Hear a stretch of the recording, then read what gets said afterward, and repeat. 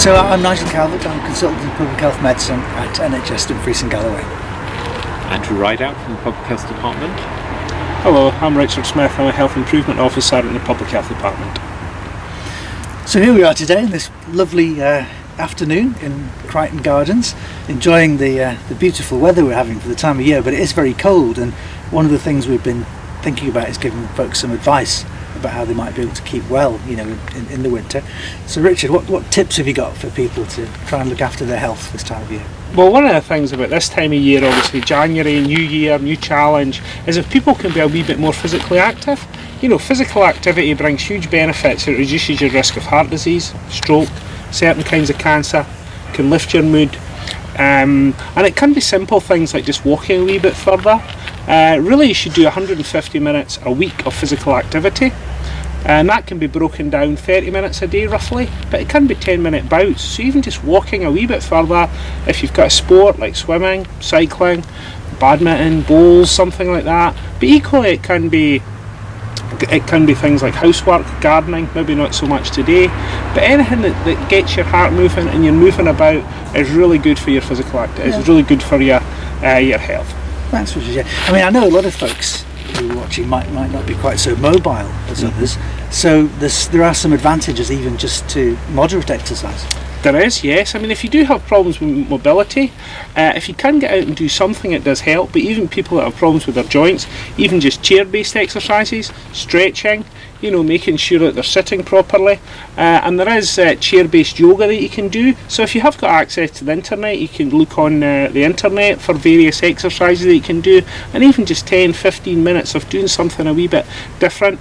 If you are obviously dealing with an occupational therapist or a physiotherapist, you can ask them for various exercises and stretches that you can do just to be a wee bit more mobile and try and build your strength up. Thanks, Richard. That's really useful advice.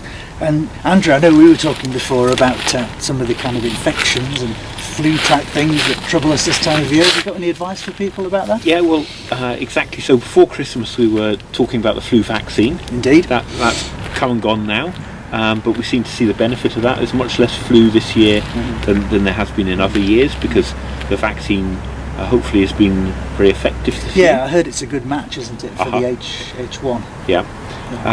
But nevertheless there will be people who are getting viral illnesses, flu-like illnesses, and flu, we often talk about flu when we mean we've got a cold. Flu's a much worse illness. Man flu. Yeah. Man flu's the very worst. And then there's normal flu, and then there's a common cold. Flu will really lay you up for a week, 2-3 weeks. You'll feel really rotten, but normally we'll get over that without too much problem.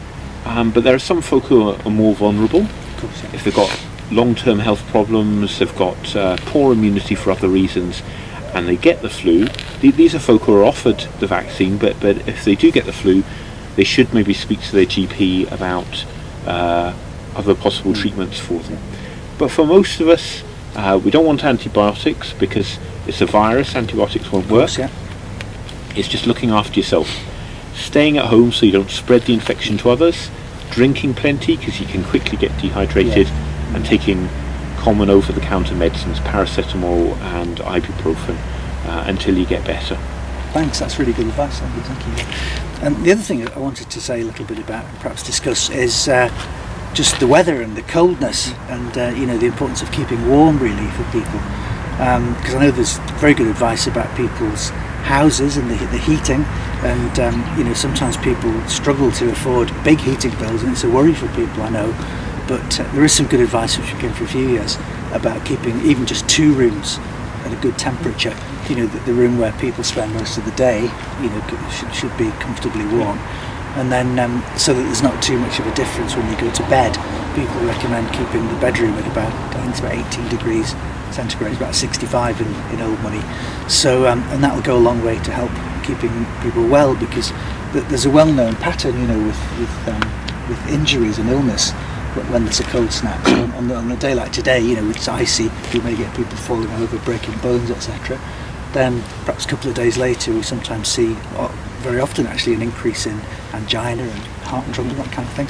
And then maybe about 10 days after that, chest infections and things such as that, where I think the advice you were giving, Andrew, would be very useful. Uh-huh. So just some things to be aware of really this time of year. Yeah, definitely. And of course, one of the other things you can do, Nigel, is just wash your hands regularly. Indeed. You know, if you have got, as you say, if you've got the cold or got the flu and you're coughing and sneezing, you know, blow your nose into a disposable hanky and wash your hands regularly. Yeah. Well, that's great. I don't know about you two, I'm getting pretty cold, so I think it's time to wrap it up and go in. Head back in. Okay, thank you. Thank you.